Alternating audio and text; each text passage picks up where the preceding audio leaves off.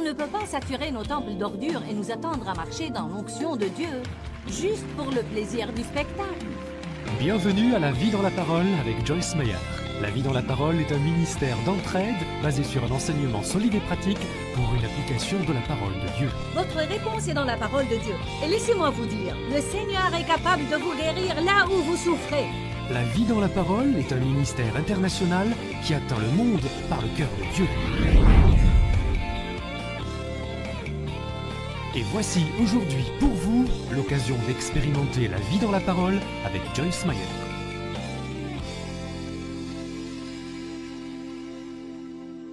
Beaucoup de gens souhaitent et espèrent mais ne décident rien et ne font rien.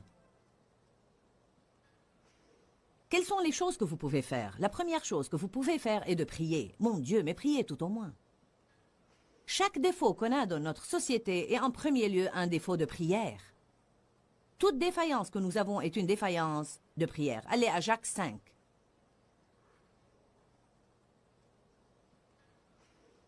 Jacques 5, verset 17. Je veux que vous absorbiez ces écritures. Commençons par le verset 16. Confessez donc vos fautes, vos rechutes, vos faux pas, vos offenses, vos péchés les uns aux autres, et priez les uns pour les autres, afin d'être guéris et rétablis à une tonalité spirituelle d'intelligence et de cœur. Mais voilà ce que je vise vraiment, l'écriture suivante. La prière sincère et fervente du juste agit avec beaucoup de force, rend disponible une énorme puissance dans son efficacité. À n'importe quel moment que l'on prie, à n'importe quel moment que l'on prie, quand moi je prie et quand vous priez, une énorme puissance, que tout le monde dise puissance, est rendue disponible. On doit prier. Vous dites pour quel genre de choses est-ce qu'on doit prier? Vous devez prier pour la protection du président. Vous devez prier qu'il mette en pratique la parole de Dieu.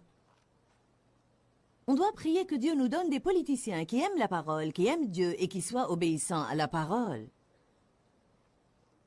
Quand on voit quelque chose à la télé qui est essentiellement interdite aux moins de 18 ans, au lieu de dire « j'arrive à peine à croire qu'ils mettent ces ordures à la télé, ce qui n'aboutit à rien du tout »,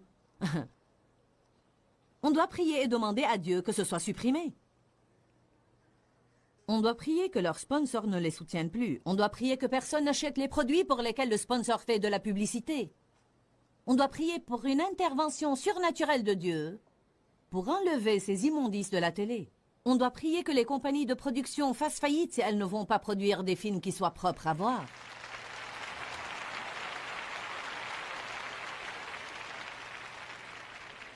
Si 600 millions de chrétiens commençaient à prier pour les spectacles que notre société offre aujourd'hui, nous aurions du changement. Vous ne m'entendez pas encore. Il y a probablement 600 millions qui m'ont gré à ce sujet. Mais si 600 millions priaient, alors Dieu agirait. J'essaie de changer notre façon de faire ici. On ronchonne et on se plaint à propos du gouvernement, à propos de ce qu'il y a à la télé, à propos de la publicité. On râle et on soupire, on maugréit parce que les enfants ne peuvent pas prier, et on se plaint et on marronne. Et ça ne fait rien de bon, car le mot « marronner » signifie attendre longtemps, s'éterniser. Regardez dans le dictionnaire, c'est un mot intéressant.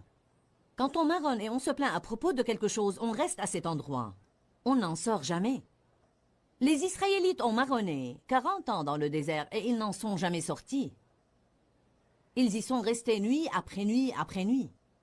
Mais quand on fait ce que Dieu nous dit de faire, alors il nous libère. Notre Dieu est un libérateur et il nous libérera de ce qui nous détient si on prie et on recherche sa face. 2 Chroniques 7, 14. Si mon peuple s'humilie et prie, je guérirai son pays. Voilà une action inspirée par l'Esprit que vous pouvez prendre, et c'est l'une des actions dans lesquelles je voudrais encourager les gens à s'engager. Il y a tant de choses qu'on voit dans notre société et qu'on n'approuve pas, et on se contente de dire « si seulement il faisait quelque chose à ce sujet ». Mais considérez ceci, j'étais dans un magasin de vêtements à Los Angeles. C'était un magasin pour hommes où Dave achetait quelque chose. J'ai demandé si je pourrais utiliser les WC parce que nous étions là depuis quelque temps déjà. Ils ont dit oui. Je suis donc allée aux toilettes au fond et il y avait sur le mur la photo d'une femme complètement nue. Et alors, ça m'offense. Je n'aime pas ça. Je dépense mon argent dans ce magasin et donc... Vous savez, je considère que j'ai probablement le droit de faire entendre ma voix. Et je ne veux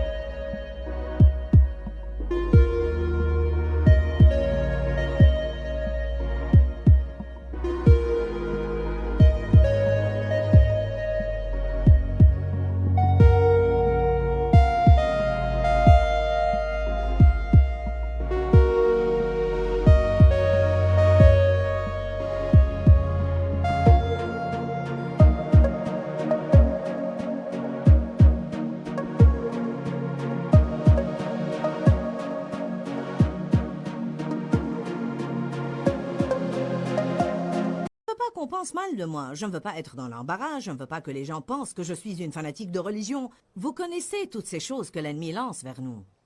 Mais j'avais déjà résolu dans mon cœur, à ce moment-là, que je n'allais plus regarder ces choses qui sont indécentes et secouer simplement la tête en disant « si seulement il faisait quelque chose à ce sujet ». Au bout du compte, pour quiconque qui travaille dans le domaine des ventes, ils veulent satisfaire et garder leurs clients. S'ils ont suffisamment de clients qui disent « je n'aime pas ça », ils l'enlèveront. Amen? M'avez-vous entendu? S'ils ont suffisamment de clients qui disent « je n'aime pas ça », ils l'enlèveront. Comment le monde va savoir que nous voulons la moralité si on se replie et on laisse l'immoralité prendre le dessus pendant qu'on s'assied à l'église et on mourrait à ce sujet? Allons, ça vaut de l'or ce que je vous dis aujourd'hui. Vous dites oui, mais ça ne répond pas à mon besoin personnel. Oh que si, parce que si on ne fait rien à propos de ce qui se passe, croyez-moi bien-aimé, on va avoir plus de besoins qu'on en a en ce moment. Nos libertés nous sont soustraites très vite. C'est une offensive progressive de Satan qui continue. Si rien ne se produit, ça va aller de mal en pis. Ça ne va pas s'améliorer tout seul simplement parce qu'on souhaite qu'il fasse quelque chose à ce propos. J'ai foi que Dieu va utiliser ce message et qu'il va remuer les chrétiens dans le monde entier. Je suis dans une position unique où Dieu m'a placé et j'ai le privilège de passer à la télévision partout.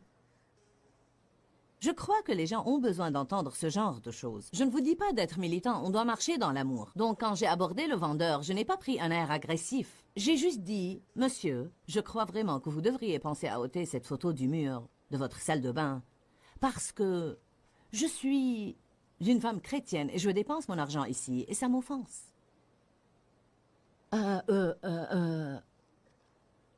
Ça se voyait bien qu'il était dans l'embarras. Alors je suis tout de suite devenue cordiale avec lui. L'erreur que les chrétiens font est qu'ils ne savent pas se faire entendre et rester gentils. Ils ne savent pas comment faire entendre leur voix et ne pas agir comme des forcenés. On ne veut pas avoir une attitude du genre « je suis mieux que vous », nananana. J'en ai fait mon affaire d'être cordial avec lui. On a continué à acheter les vêtements. On est revenu dans ce même magasin environ 6 mois plus tard et j'ai dû encore aller à la salle de bain. Je voulais voir ce qu'ils ont fait. Et vous savez, la photo n'y était plus.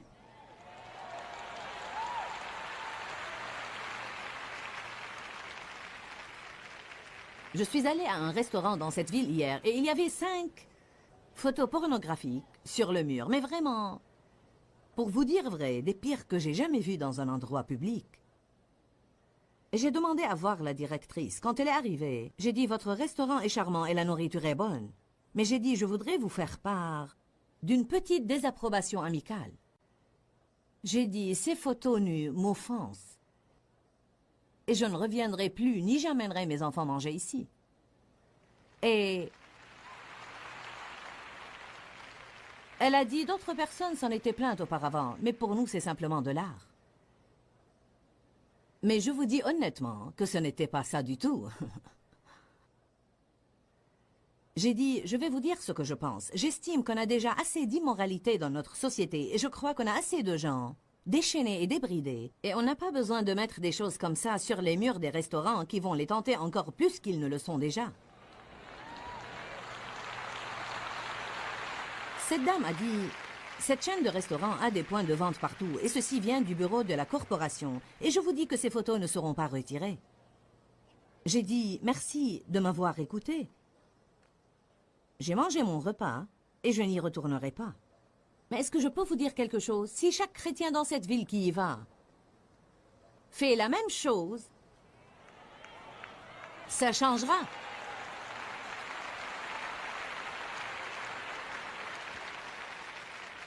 Maintenant, vous allez tous passer d'un restaurant à l'autre pour essayer de voir de quel restaurant je parle, n'est-ce pas? Mais écoutez, voilà le problème. Et je vous prie de comprendre mon cœur.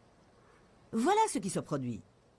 Peut-être que c'est un endroit où vous voudriez aller manger, bien que vous n'aimez absolument pas la publicité, et encore qu'elle vous offense.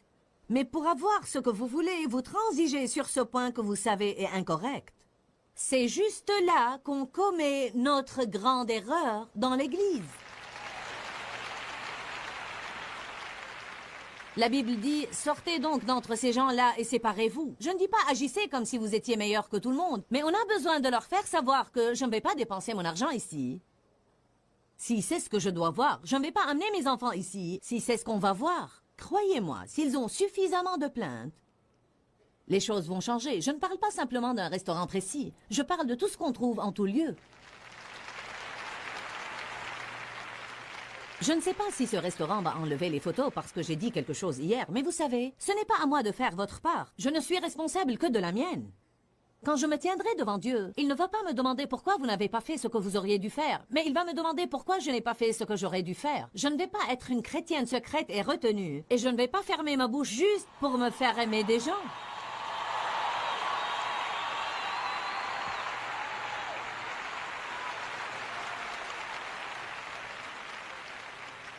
Si vous avez peur de dire quelque chose à voix haute, alors écrivez-leur une lettre après que vous soyez partis.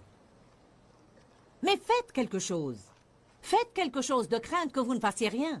Si on continue tous à ne rien faire, sauf nous plaindre à propos de ce que les autres ne font pas,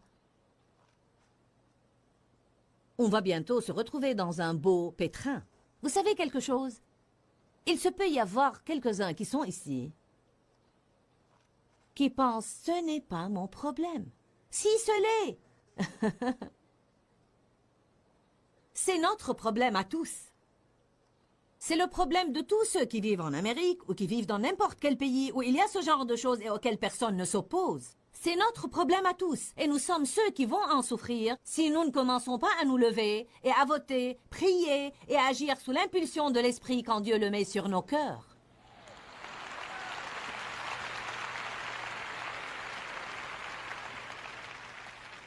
Une dame chrétienne m'a raconté qu'elle avait vu vers Noël une grande enseigne ou les initiales anglaises WWJD, qui veulent dire What would Jesus do ou qu'est-ce que Jésus ferait, ont été changées en WWSD, What would Santa do ou qu'est-ce que le Père Noël ferait.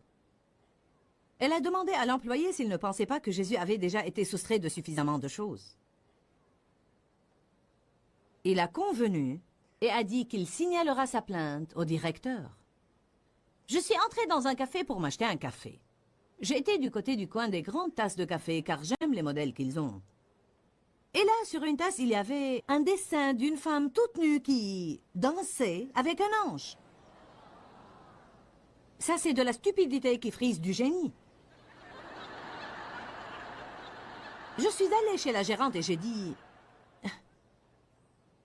Qu'est-ce que c'est ça? Elle a dit c'est de l'art, nous nous procurons ça de l'étranger. En réalité, ça c'est signé le diable. Il met un titre dessus. Mais non, ce n'est pas pornographique, c'est de l'art, tout simplement. Non, c'était pornographique. C'était du genre bande dessinée qui était complètement ridicule. J'ai dit bon, je voudrais juste vous dire quelque chose. Ceci m'offense. Ils ne l'ont pas enlevé. Là encore, j'ai fait ma part, j'ai joué mon rôle. J'ai la conscience tranquille parce que j'ai fait ma part. Je ne vais plus m'endormir la nuit durant les années qui me restent et me sentir coupable parce que j'ai laissé passer un tas de trucs immondes et j'étais médiocre et j'étais tiède et j'ai fait des concessions et je n'ai pas marché dans l'intégrité et puis je me demande pourquoi Dieu ne me bénit pas. Allez, je vous parle cet après-midi.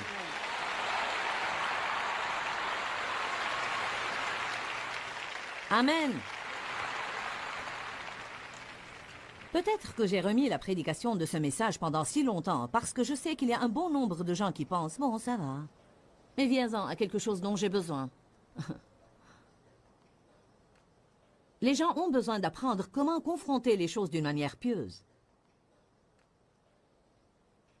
On doit vraiment prier contre toutes les maisons de jeu, les casinos et les bateaux de jeu.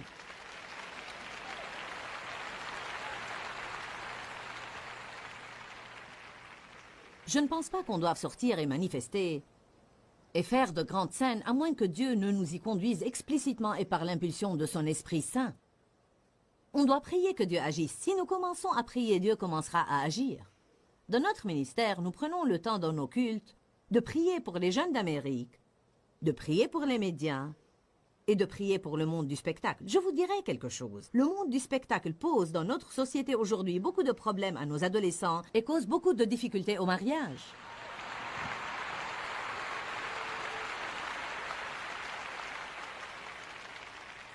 Je vous exhorte à commencer à prier. Éternel, donne-nous du bon spectacle propre.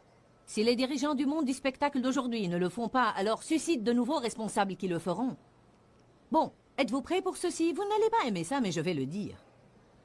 Si tous les chrétiens cessaient d'aller voir les films qui sortent,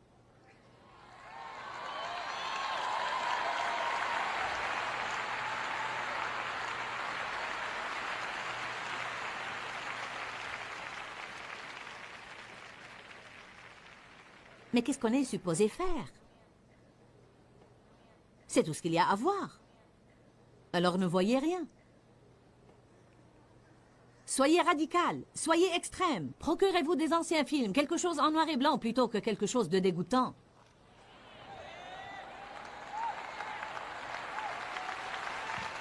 Trouvez de bonnes choses. Bien sûr qu'il y aura quelques films qu'il me plairait de voir et que je finirai par ne pas voir. Ou peut-être que j'attendrai jusqu'à ce qu'ils sortent en vidéo. J'ai un gardien de télé qui supprime tout le mauvais langage des films qui sont sous-titrés. Je n'écoute pas ces ordures. Garde ton cœur en toute vigilance, car c'est de lui que jaillit la vie. Je n'essaye pas de vous dire que vous ne pouvez pas vous amuser. Ce n'est pas ce dont il s'agit ici. J'essaye de sauver votre vie. On ne peut pas saturer nos temples d'ordures et nous attendre à marcher dans l'onction de Dieu, juste pour le plaisir du spectacle. J'ai des amis qui voient des films que je ne verrai pas. Parfois, mes enfants vont voir des films que je ne verrai pas. Mais je ne suis responsable que de moi-même. Et je vais agir selon mes convictions. Et c'est ma réunion et donc je vais vous dire ce que je pense.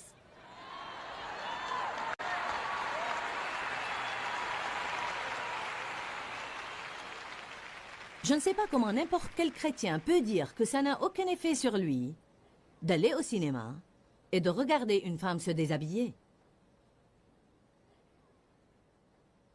Ça doit vous affecter et avoir des répercussions sur vos relations. Ça doit avoir un impact sur vos pensées. Parce que ce qu'on y met, c'est ce qui en sort.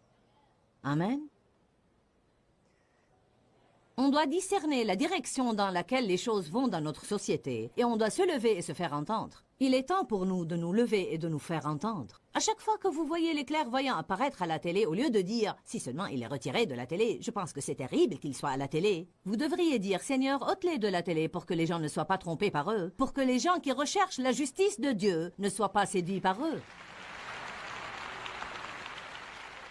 En fait, voir des films est un de mes passe-temps favoris. Je prends plaisir à voir des films, mais je travaille dur pour avoir du spectacle propre. Et il y en a, si vous prenez le temps de chercher. Commencez donc par faire entendre votre voix, car sans vos dollars, ils ne peuvent pas faire des bénéfices.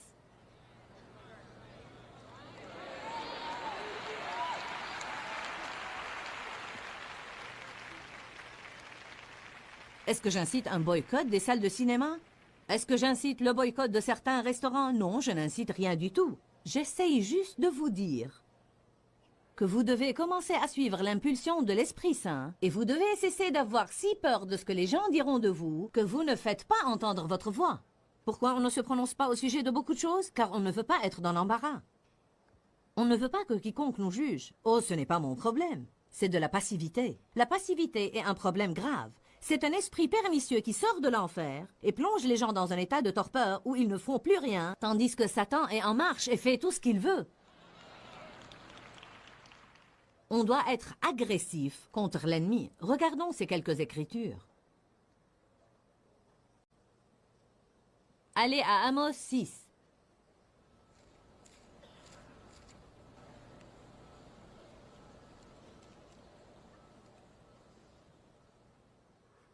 Qui est d'accord avec ce que je dis cet après-midi?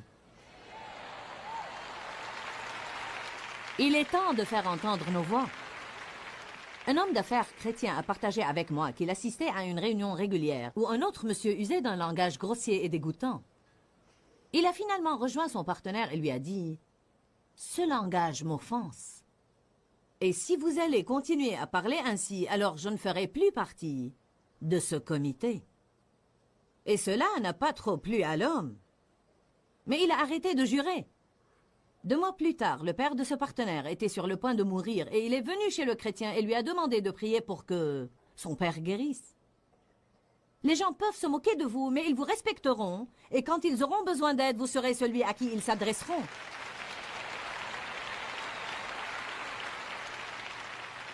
Au bureau, ne soyez pas la décharge publique des ordures, des potins de tout le monde et de leurs mauvaises plaisanteries. Ne riez pas d'une blague malpropre juste parce que vous ne voulez pas être le gêneur.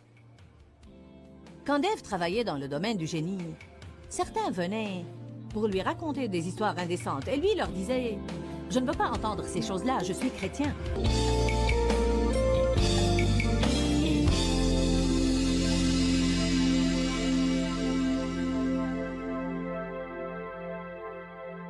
Ce qu'on doit tous faire et ce dont on a besoin, c'est d'être prêt à nous lever et nous faire entendre.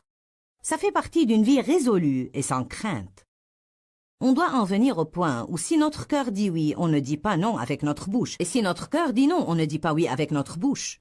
En d'autres termes, on doit être libre de suivre notre cœur, quoi que les gens puissent penser. Je trouve que dans le monde d'aujourd'hui, tant de gens ont un comportement conformiste. Vous devez être quelqu'un qui mène, et non pas quelqu'un qui imite aveuglément la foule. Dorénavant, je veux que vous soyez d'accord avec moi et avec Dieu, que si vous trouvez que quelque chose n'est pas correct, vous n'allez pas simplement flotter en aval avec tous les autres, mais vous allez être de ceux qui se retournent et nagent en amont, pour ainsi dire, et agissent comme vous savez est juste. Je crois que si vous commencez à faire ce qui est bien, vous trouverez que certains vous suivront et vous imiteront. Ce ne sera pas vous qui imitez les autres, avec une mauvaise conscience en vous sentant coupable tout le temps parce que vous ne suivez pas vraiment votre cœur. Personne ne veut vivre dans la crainte. Nous voulons vivre vaillamment et nous voulons vivre sans crainte. Pourquoi, Seigneur, pourquoi? Dans ce livret, Joyce Meyer nous enseigne à travers la parole comment être délivré de la confusion. Pour obtenir ce livret gratuitement, écrivez-nous à Joyce Meyer, boîte postale 40095-6300, Larnaca, Chypre.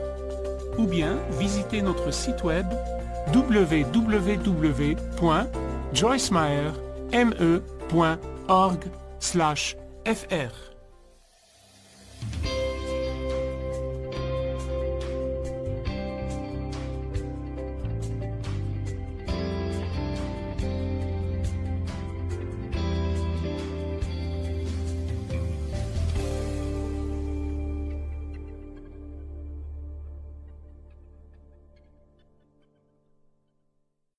Une décision simple diffère d'une décision de qualité.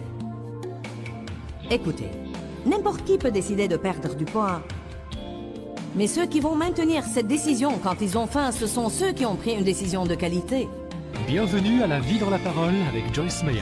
La Vie dans la Parole est un ministère d'entraide basé sur un enseignement solide et pratique pour une application de la parole de Dieu. Votre réponse est dans la parole de Dieu. Et laissez-moi vous dire, le Seigneur est capable de vous guérir là où vous souffrez. La Vie dans la Parole est un ministère international qui atteint le monde par le cœur de Dieu. Et voici aujourd'hui pour vous l'occasion d'expérimenter la vie dans la parole avec Joyce Meyer.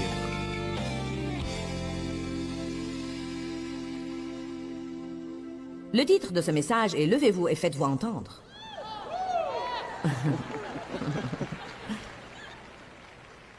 La Bible nous dit d'être une lumière dans un monde obscur. Ce n'est pas en taisant votre christianisme que vous allez le faire. Et c'est la crainte de l'homme, la peur de ce qu'il pense, la peur de ce qu'ils vont dire, peur de ce qu'ils vont faire ou la peur de ce qu'ils ne vont pas faire, qui nous empêche d'avoir l'aplomb et l'assurance que Dieu souhaite qu'on ait. Ce n'est pas un esprit de peur que Dieu nous a donné, mais un esprit de force, d'amour et de maîtrise de soi. Paul dit dans Galates 1:10 que s'il en était encore à plaire aux hommes, il ne serait plus apôtre du Seigneur Jésus-Christ. Il y en a beaucoup qui ne réalisent jamais leur destin parce qu'ils permettent à leur soif de popularité et de l'appréciation des autres de leur voler leur destin. Je préférerais être seul qu'avec un groupe de prétendus amis qui ne se soucient en rien de moi. Certains doivent saisir ce que je dis. Je sais par l'Esprit de Dieu en ce moment, non seulement pour vous, mais aussi pour ceux qui regardent cette émission, qu'il y a beaucoup d'entre vous qui ne marchent pas victorieux dans votre relation avec Jésus, et c'est uniquement dû au fait d'être entouré d'un ramassis de faux amis. Vous dites, mais je ne veux pas les vexer. Voulez-vous marcher dans la victoire? Ça ne les dérange pas, eux, de vous vexer. Vous devez prendre l'attitude de cette jeune fille qui a accepté Jésus comme sauveur dans une réunion et dont le petit ami ne voulait pas aller à l'hôtel avec elle. Elle l'a prié et l'a supplié, mais il ne voulait rien entendre. Elle lui a dit « Allons, descends, descends », rien à faire. Elle l'a finalement regardé et a dit « Bon, écoute-moi, si tu ne veux pas aller au ciel avec moi, je ne vais pas aller en enfer avec toi. »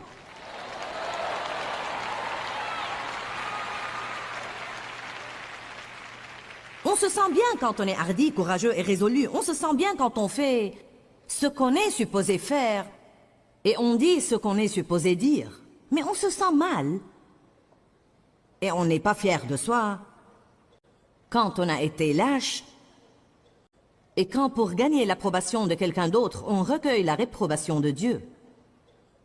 Satan est bien vivant sur planète Terre. La Bible dit que le diable rôde comme un lion rugissant, cherchant qui dévorerait. Nous avons à lutter contre les principautés, contre les puissances, contre les esprits du mal qui sont dans les cieux. Satan nous vient avec des cycles de tentation. Dans le chapitre 4 de Luc, où Jésus a été conduit par l'Esprit Saint dans le désert pour être tenté par le diable pendant 40 jours et 40 nuits, la Bible dit qu'après avoir épuisé ce cycle de tentation, le diable s'est éloigné de lui jusqu'à un moment favorable. Ceci nous apprend que non seulement il nous vient en cycle de tentation, ça veut dire que vous pourriez les voir vous arriver comme pan, pan, pan, pan, pan, pan. Alors que vous progressez dans votre relation avec Dieu, vous pourrez surmonter le premier cycle, le second, le troisième. Quoique des fois, le diable persiste jusqu'à ce qu'il pense vous avoir vaincu. Non seulement vient-il en cycle de tentation, mais il va toujours venir contre nous d'une manière ou d'une autre, sous une forme donnée. L'ennemi vient non seulement contre nous individuellement, mais il lance aussi des assauts contre le royaume de Dieu. Il ne veut pas que le royaume de Dieu avance. S'il y en a qui sont sauvés, il ne veut en aucun cas qu'ils grandissent. Satan déteste la croissance. Il déteste le progrès. C'est pourquoi, à chaque fois que vous vous sentez faire un progrès, vous percevrez aussi l'ennemi venir contre vous. Paul dit dans 1 Corinthiens 16:9 qu'une porte toute grande à son activité lui est ouverte et les adversaires y sont nombreux. Une occasion se présente et avec elle l'opposition. Une occasion se présente et avec elle l'opposition. Une occasion se présente et avec elle l'opposition. Qu'est-ce que Satan essaie de faire par cette opposition? Vous épuiser. Il essaie de vous amener à penser que ce n'était pas Dieu que vous aviez entendu et que ça ne marchera jamais. Il essaie de vous ramener de nouveau à l'endroit d'où vous êtes parti. Ça s'appelle récidiver. Ainsi, vous pouvez apostasier dans beaucoup de choses, en plus de votre salut. Certains retombent dans le domaine des offrandes parce qu'ils se lancent dans une stratégie d'obéissance à Dieu dans leur offrande, et Satan les oppose de sorte qu'ils retombent à ne plus rien offrir du tout. On doit lire ce livre et saisir ce qu'il nous révèle et faire ce qu'il nous dit et se décider qu'on va le faire, coûte que coûte. Une décision simple diffère d'une décision de qualité. Écoutez, n'importe qui peut décider de perdre du poids. Mais ceux qui vont maintenir cette décision quand ils ont faim, ce sont ceux qui ont pris une décision de qualité. N'importe qui peut prendre la décision d'acquitter ses dettes. Mais prendre une décision de qualité, prendre une décision ferme, prendre une décision où on se braque et on se bute et on rend notre visage dur comme un silex, ça c'est une autre histoire, parce qu'alors vous devez passer par la partie dure, la partie pénible. Ce n'est pas toujours facile dans ce monde où nous vivons de tenir ferme et de vraiment prendre position sur ce que vous croyez. Mais nous pouvons le faire par la puissance de l'Esprit Saint. Si on ne le fait pas, c'est seulement parce qu'on craint tellement ce que les gens pensent, et on prise leurs pensées et jugements à notre égard plus que celles de Dieu envers nous. Est-ce que j'ai raison jusqu'ici? Qui de vous sait que lorsque vous sentez comme si Dieu vous pousse à dire quelque chose à quelqu'un, ou à dénoncer quelque chose de répréhensible d'une manière quelconque, et vous ne le faites pas, qui de vous sait que vous vous sentez vraiment mal après? On persiste à prier pour ne pas avoir peur. Je ne veux pas avoir peur, je ne veux pas avoir peur. J'étais comme ça pendant plusieurs années, puis j'ai reçu une révélation au sujet de la crainte. Ne crains pas veut dire ne fuis pas. Dieu n'a pas dit que vous n'aurez jamais aucune crainte. Il a dit quand vous avez peur, ne fuyez pas, mais faites ce que vous savez que vous devez faire. Je dis qu'au lieu de prier de ne jamais avoir des sentiments de peur, quand vous avez peur, faites-le en ayant peur.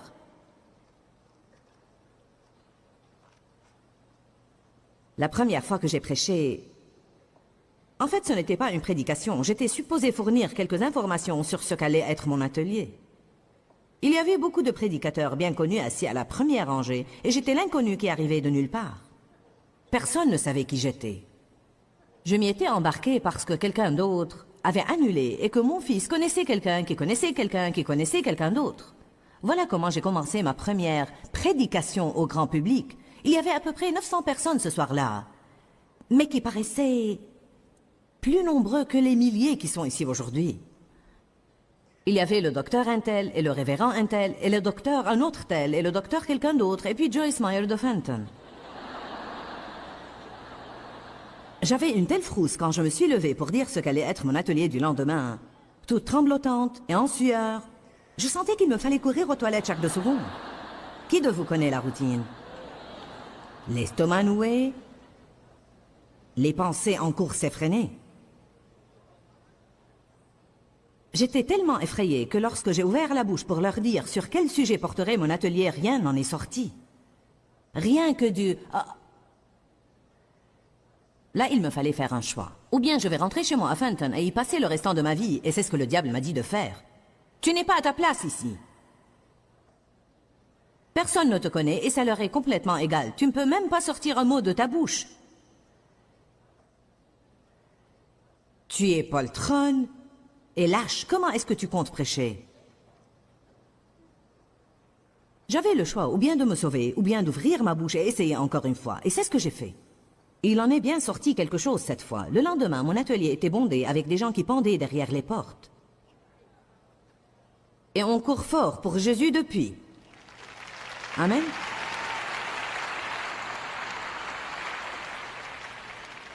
Vous devez confronter la peur. Vous ne pouvez pas espérer que tout va disparaître. Il y a beaucoup de choses que vous devez confronter. David a été oint pour être roi, mais il n'est devenu roi qu'après avoir vaincu Goliath le Philistin. Je pense qu'il y a là un grand principe. La plupart du temps, on veut que Goliath s'en aille. On doit apprendre à faire face à nos ennemis. Une des choses à laquelle on doit faire face est la crainte de l'homme. Cette salle aujourd'hui est pleine de personnes qui sont en fait pétrifiées par la crainte de l'homme. Je crois qu'on doit parler de cet esprit aujourd'hui parce qu'on a de sérieux problèmes dans notre société. Il y a un assaut violent contre le royaume de Dieu. Satan aborde les chrétiens et le christianisme. Il a fait et continuera à faire tout ce qu'il peut pour le détruire, retarder sa croissance, lui donner une mauvaise réputation et pour apporter la confusion et l'erreur. Il essaye de susciter des disputes entre les dénominations, entre les ministres et les chrétiens. Avez-vous remarqué que si jamais un ministre fait une erreur, tout le monde est au courant? Tandis qu'un ministre peut faire quelque chose de bon et personne n'en entend parler. Saviez-vous que lorsque la prière a été abolie dans les écoles en 1962, c'était une offensive directe contre le royaume de Dieu? Ça n'avait vraiment rien à faire avec la suppression de la prière dans les écoles. Satan attaquait le royaume de Dieu pour que ces jeunes n'apprennent rien et que le temps qu'ils arrivent à la prochaine génération, ils ne puissent rien faire pour Dieu, parce que si vous n'apprenez rien, vous ne ferez rien. Comment est-ce qu'une seule femme pouvait-elle réussir à faire que la prière soit bannie de toutes les écoles aux États-Unis, un pays qui a été établi et fondé et bâti sur la parole de Dieu?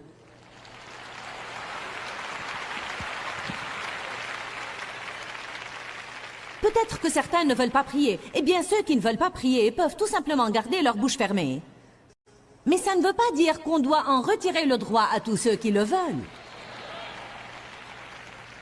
Pourquoi cette femme s'en est sortie à bon compte? Parce que les chrétiens ne s'y sont pas opposés.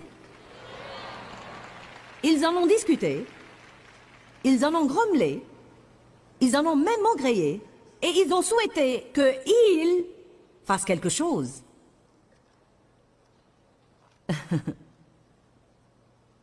Je vous demande, qui sont ces ils?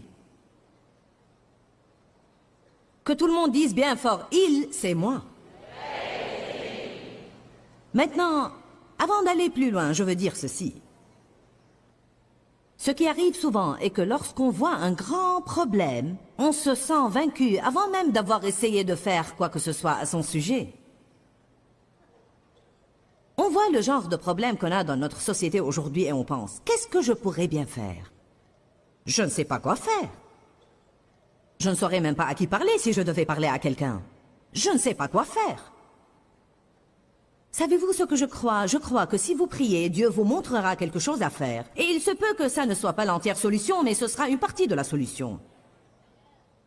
Et le moins que vous puissiez faire, c'est prier.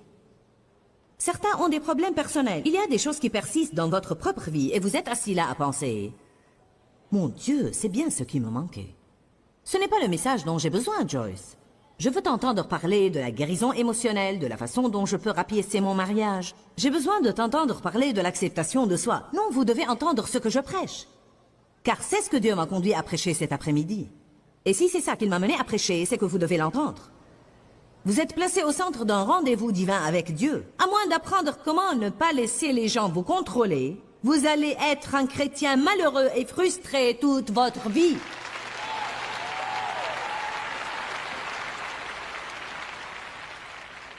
Je crois qu'une des raisons pour lesquelles les gens ne sont pas heureux, c'est parce qu'ils sont oisifs et improductifs. Ils agissent machinalement, mais il n'y a aucun bon fruit que produit leur christianisme.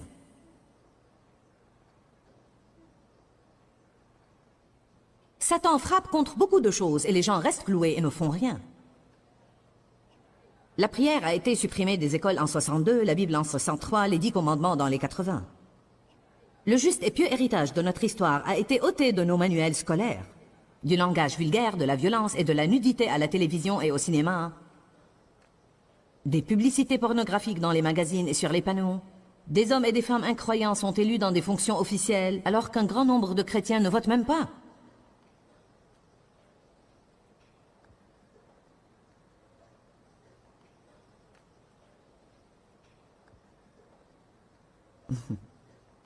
Matthieu chapitre 11.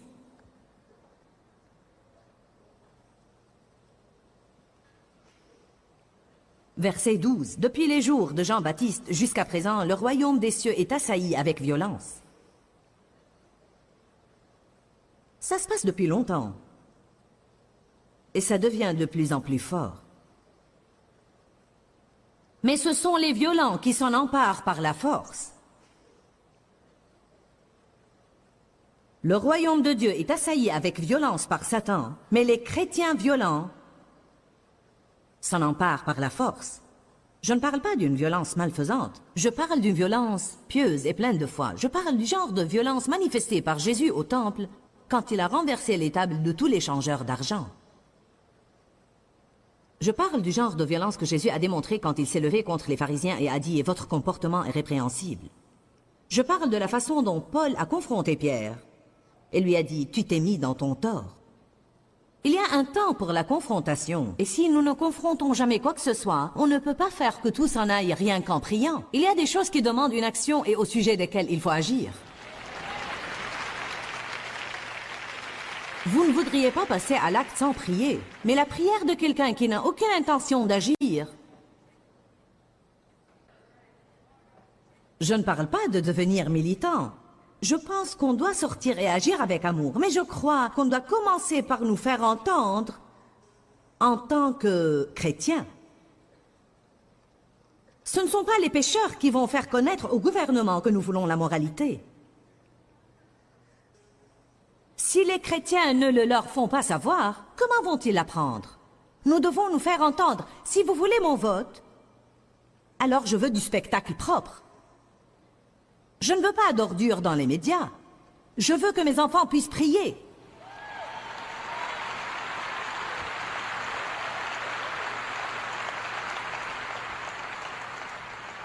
Amen.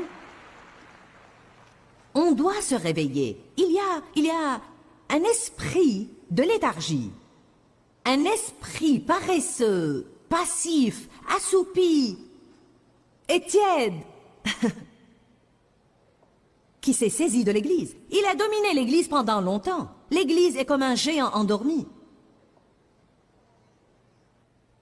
Nous avons le pouvoir sur Satan. Jésus a dit, « Voici, je vous ai donné le pouvoir. » Le diable n'est pas supposé diriger les choses. Dieu dirige et va diriger par le moyen de ses croyants.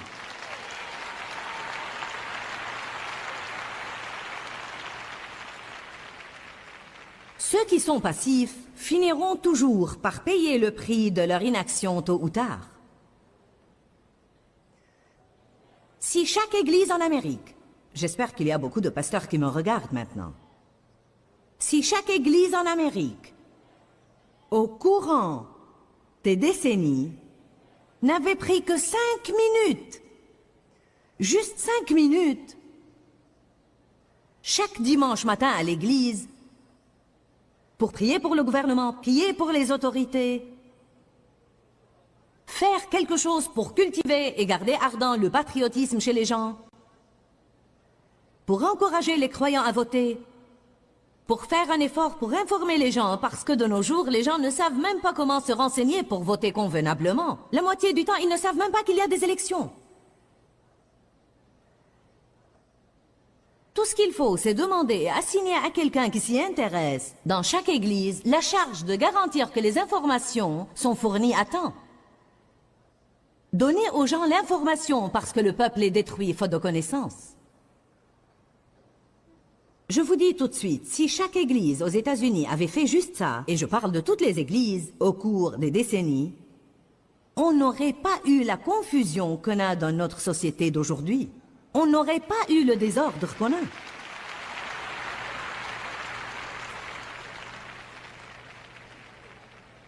Je crois qu'il est grand temps de nous lever et de nous faire entendre. Je crois qu'on doit faire entendre notre voix. Apocalypse 3, 15 et 16, allons-y. Qui sait, il se pourrait y avoir une poignée de personnes ici aujourd'hui qui ont juste besoin que quelqu'un vous enflamme. Et vous pouvez être une personne que Dieu utilisera pour amorcer quelque chose dans votre communauté qui finira par faire une différence. Souvenez-vous que tout est forcément dirigé par quelqu'un. Et si ce quelqu'un doit le faire, ça pourrait bien être vous. Quelqu'un doit faire la première revendication. Apocalypse 3.15. Je connais tes œuvres, je sais que tu n'es ni froid ni bouillant. Puisses-tu être froid ou bouillant? Verset 16. Ainsi parce que tu es tiède, que tout le monde dise tiède, et que tu n'es ni froid ni bouillant, je te vomirai de ma bouche. On n'aime pas ces passages, personne n'aime ça. Quand vous lisez un tel passage, vous ne recevez jamais d'applaudissements et d'acclamations. Vous obtenez un silence mort. Vous devriez être ici parfois et essayer de le faire.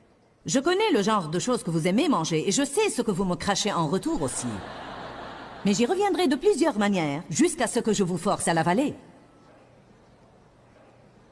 Amen. Beaucoup de gens souhaitent mais ne décident rien et ne font rien. Quelles sont les choses que vous pouvez faire? La première chose que vous pouvez faire est de prier. Je veux dire, tout au moins prier. Chaque défaut qu'on a dans notre société est en premier lieu un défaut de prière. Toute défaillance que nous avons est une défaillance de prière.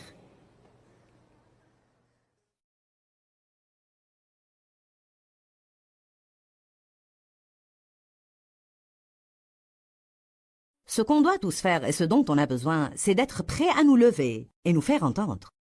Ça fait partie d'une vie résolue et sans crainte. On doit en venir au point où si notre cœur dit oui, on ne dit pas non avec notre bouche. Et si notre cœur dit non, on ne dit pas oui avec notre bouche. En d'autres termes, on doit être libre de suivre notre cœur, quoi que les gens puissent penser.